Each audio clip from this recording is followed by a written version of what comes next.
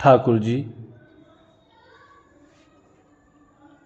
आज की भागवत कथा प्रसंग में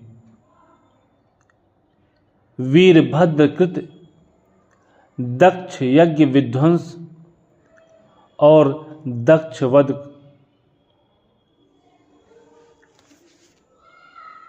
ध्यान से सुने। श्री मैत्रेय जी कहते हैं, महादेव जी ने जब देवर्षि नारद के मुख से सुना कि अपने पिता दक्ष से अपमानित होने के कारण देवी सती ने प्राण त्याग दिए हैं और उसकी यज्ञवेदी से प्रकट हुए ऋभुओं ने उनके पार्षदों की सेना को मारकर भगा दिया है, तब भगवान भोलेनाथ को बड़ा ही क्रोध हुआ।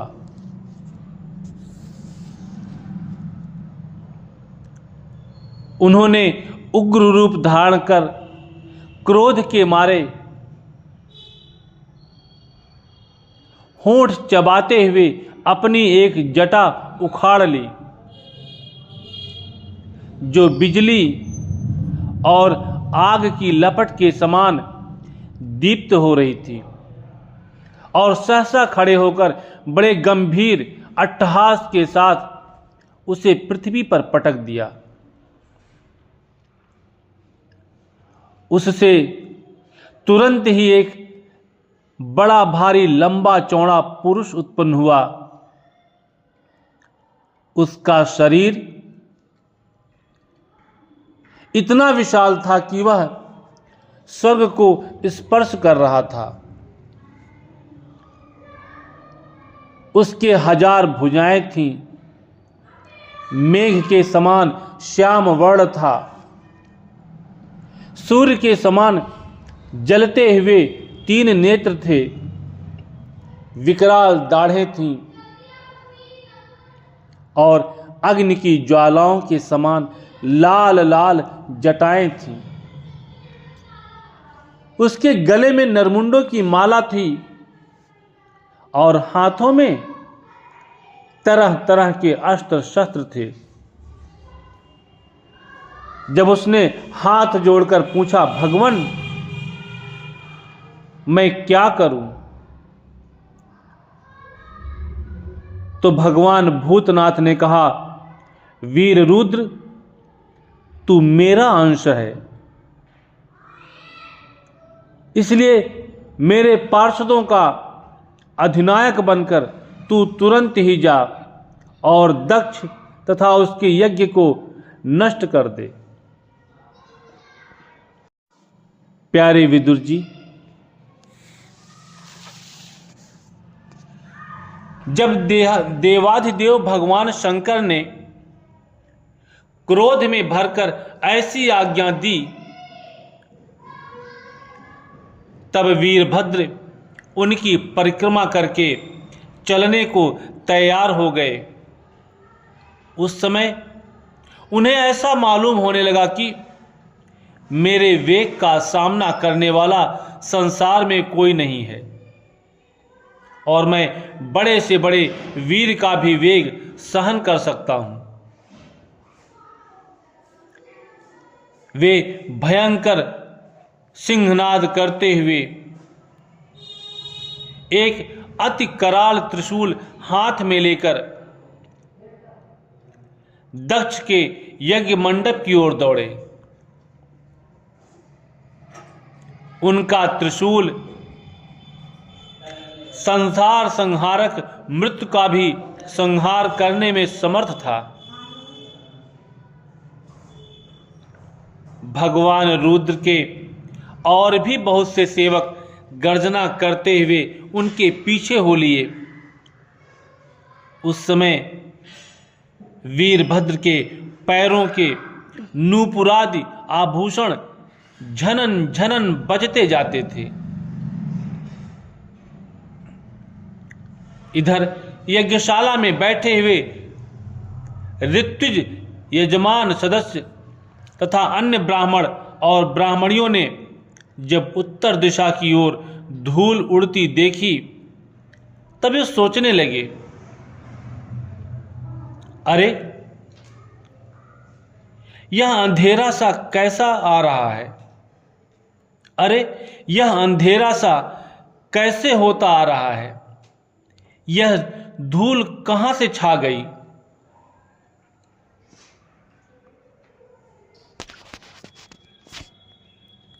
इस समय न तो आंधी ही चल रही है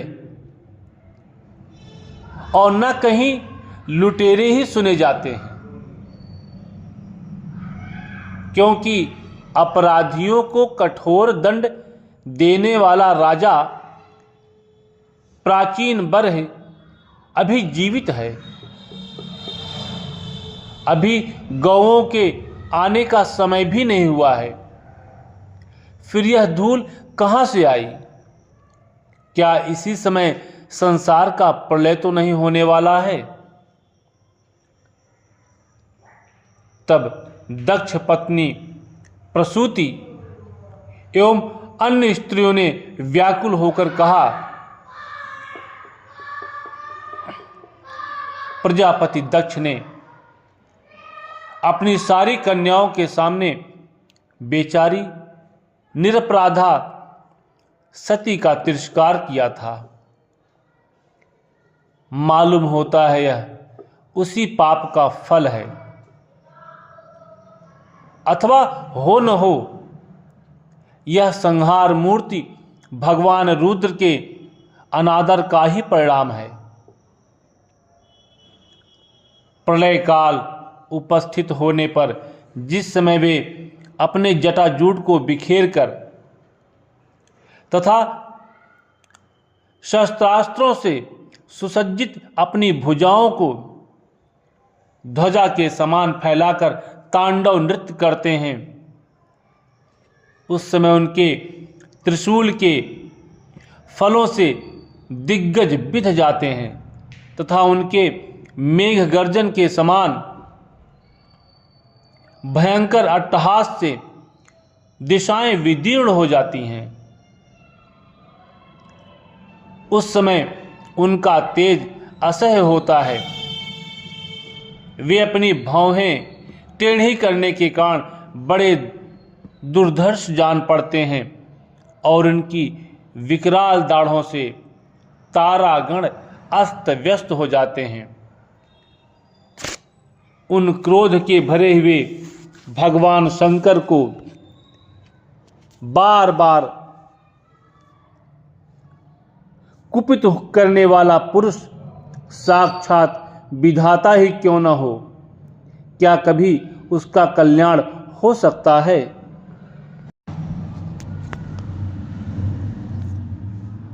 जो लोग महात्मा दक्ष के यज्ञ में बैठे थे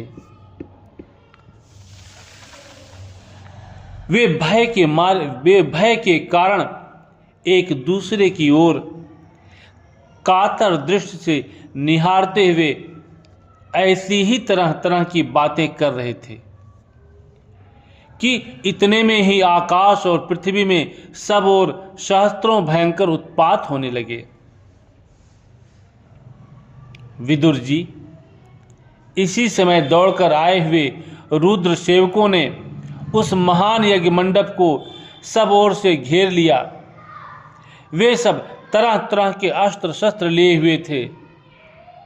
उनमें कोई बौने, कोई भूरे रंग के, कोई पीले और कोई मगर के समान पेट मुख वाले। उनमें से किन्हीं की प्रांगवंश उनमें से किन्हीं ने प्रांगवंश अर्थात यज्ञशाला के पूर्व और पश्चिम के खंभों के बीच में आड़े खड़े हुए डंडे को तोड़ डाला। किन्हीं ने यज्ञशाला के पश्चिमी ओर स्थित पत्नीशाला को नष्ट कर दिया। किन्हीं ने यज्ञशाला के सामने का सभा मंडप और मंडप के आगे उत्तर की ओर स्थित अग्निध्र शाल को तोड़ दिया।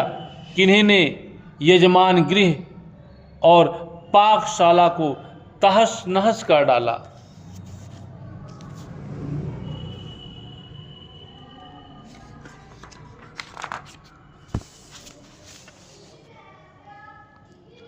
किन्हीं ने यज्ञ के पात्र फोड़ दिए, किन्हीं ने अग्नियों को बुझा दिया, किन्हीं ने यज्ञ कुंडों में पेशाब कर दिया और किन्हीं ने वेदी की सीमा के सूत्रों को तोड़ डाला।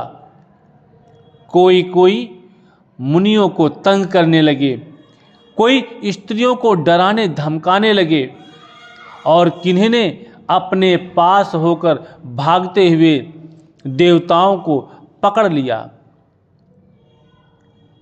मणिमान ने भृगु ऋषि को बांध लिया। वीरभद्र ने प्रजापति दक्ष को कैद कर लिया तथा चंडीश ने पूषा को और नंदीश्वर ने भग देवता को पकड़ लिया।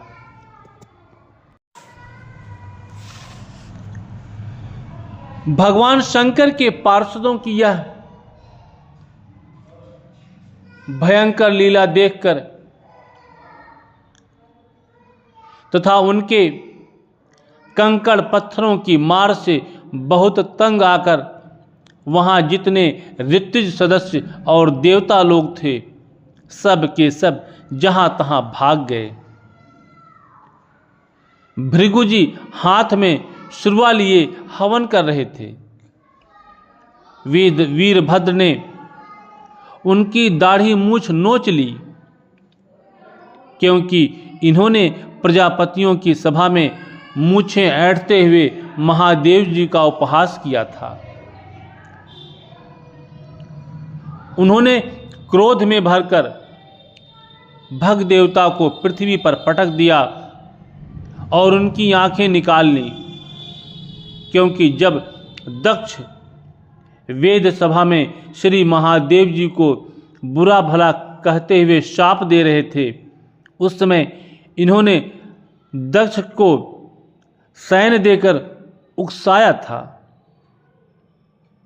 इसके पश्चात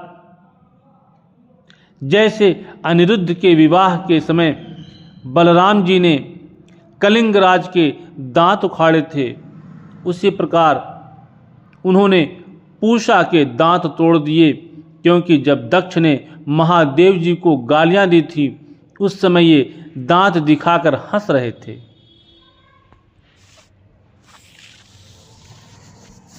फिर वे दक्ष की छाती पर बैठकर एक तेज तलवार से उनका सिर काटने लगे, परंतु बहुत प्रयत्न करने पर भी वे उस समय उसे धड़ से अलग न कर सके। जब किसी भी प्रकार के अस्त्र शस्त्र से दक्ष की त्वचा नहीं कटी, तब वीरभद्र को बड़ा आश्चर्य हुआ और वे बहुत देर तक विचार करते रहे। तब उन्होंने यज्ञ मंडप में यज्ञ पशुओं को जिस प्रकार मारा जाता था उसे देखकर उसी प्रकार दक्ष रूप उस यजमान पशु का सिर धड़ से अलग कर दिया। यह देखकर भूत प्रेत और पिशाचादि तो इनके इस कर्म की प्रशंसा करते हुए वाह वाह करने लगे और दक्ष के दल वालों में हाहाकार मच गया। वीरभद्र ने अत्यंत कुपित होकर दक्ष के सिर को यज्ञ की दक्षिणाग्नि में डाल दिया और उस यज्ञशाला में आग लगाकर यज्ञ को विध्वंस करके वे कैलाश पर्वत को लौट गए। श्री कृष्ण गोविंद हरे मुरारे, हे नाथ नारायण वासुदेवाय। श्री कृष्ण गोविंद हरे मुरारे, हे नाथ नारायण वासुदेवाय।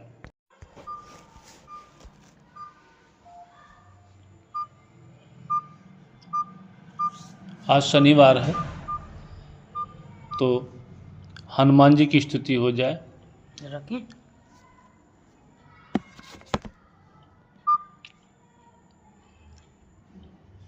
गोस्वामी तुलसीदास जी कृत संकट मोचक हनुमानष्टक।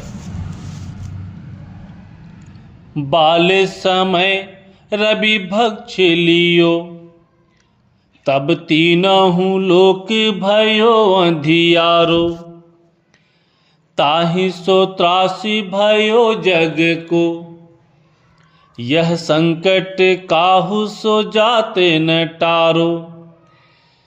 देवन आनी करी विनती, तब छाड़ दियो रवि कष्ट निवारो।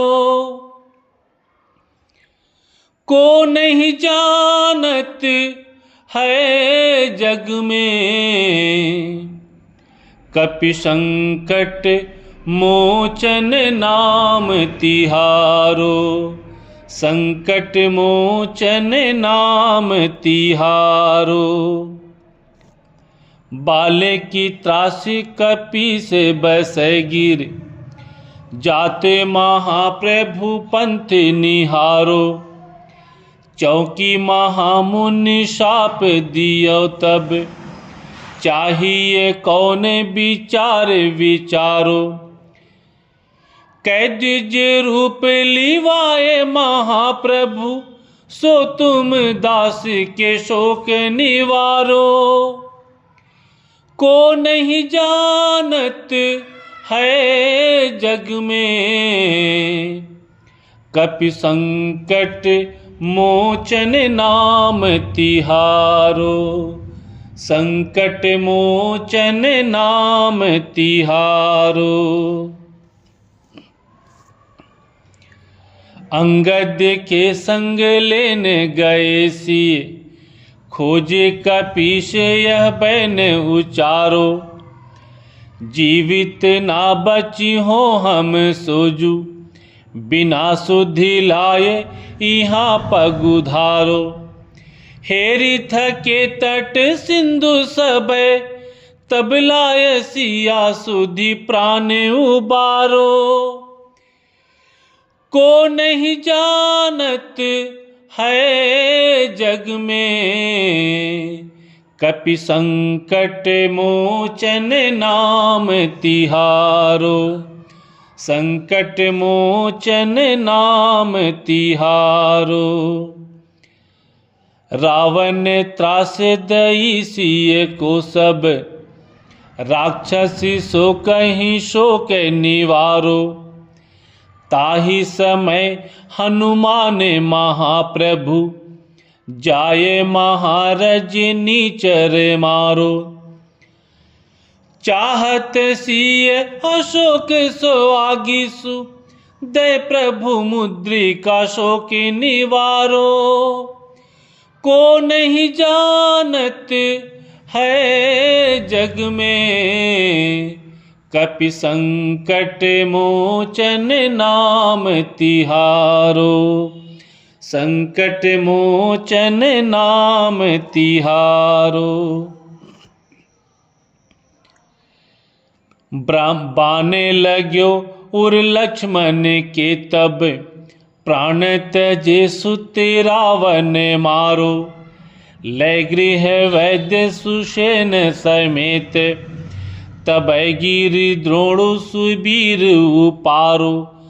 आनि सजीवन हाथ दई, तब लक्ष्मण के तुम्हें प्राण उबारो। को नहीं जानत है जग में, कपि संकट मोचन नाम तिहारो। संकट मोचन नाम तिहारो। रावण युद्ध अजान कियो तब, नाग की फांसी सब सिर डारो। श्री रघुनाथ समेत सब दल, मोह भयो यह संकट भारो। आनि खगेश तब हनुमान जू, बंधन काटी श्रुतास निवारो। को नहीं जानत है जग में। कपि संकट मोचन नाम तिहारो, संकट मोचन नाम तिहारो। बंधु समेत जबै अहि रावण, लय रघुनाथ पताल सिधारो। देवी ही पूजी भली विधि सो बलि, देहु सबै मिलि मंत्र विचारो। जाय सहाय भयो तबहि, अहि रावण सैन्य समेत संहारो। को नहीं जानत है जग में, कपि संकट मोचन नाम तिहारो, संकट मोचन नाम तिहारो। काज किए बड़े देवन के तुम, वीर महाप्रभु देखि विचारो। कौन सो संकट मोरे गरीब को, जो तुम सो नहीं जाते है टारो। वेगी हरो हनुमान महाप्रभु, जो कछु संकट होए हमारो। को नहीं जानत है जग में, कपि संकट मोचन नाम तिहारो, संकट मोचन नाम तिहारो। लाल देह लाली लसै, अरुधरि लाल लंगूर। वज्र देह दानव दलन, जय जय जय कपिसूर। पवन सुत हनुमान की जय।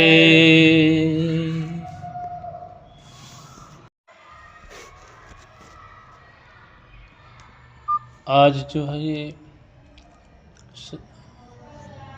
हनुमान भगवान राम को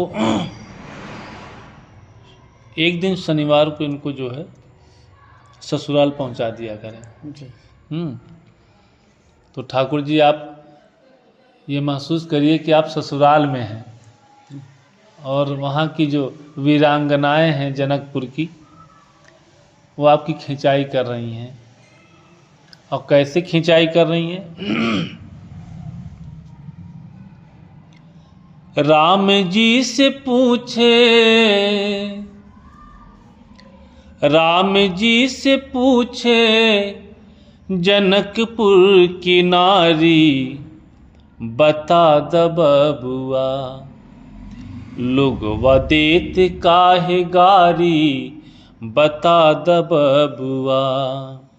राम जी से पूछे, हो राम जी से पूछे जनकपुर के नारी।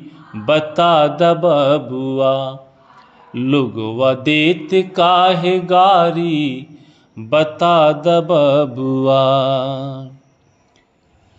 तोहरा से पूछूं मैं ओ धनुषधारी। तोहरा से पूछूं मैं ओ धनुषधारी।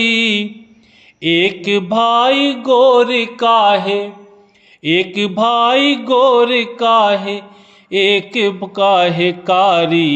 बता द बबुआ, लोगवा देत काहे गारी। बता द बबुआ।